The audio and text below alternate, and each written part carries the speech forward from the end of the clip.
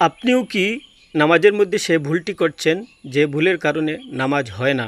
যদি করে থাকেন তাহলে আপনার জন্য এই ভিডিও শেষ পর্যন্ত দেখতে থাকুন। আসসালামু আলাইকুম ওয়া রাহমাতুল্লাহ। আসসালামু আলাইকুম ওয়া রাহমাতুল্লাহ। তুমি যেইভাবে নামাজ পড়েছো সেইভাবে নামাজ পড়লে নামাজ হবে না। কেন হবে না তোমাকে আমি বুঝিয়ে বলছি, একটু দাঁড়াও।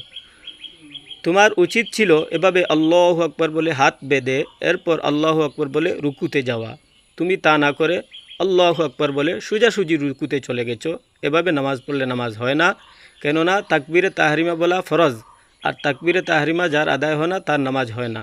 তুমি এইভাবে রুকুতে গেলে নামাজ অংশগ্রহণ করা হবে না।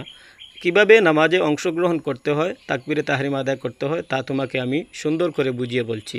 আমার দিকে লক্ষ্য করে দেখো।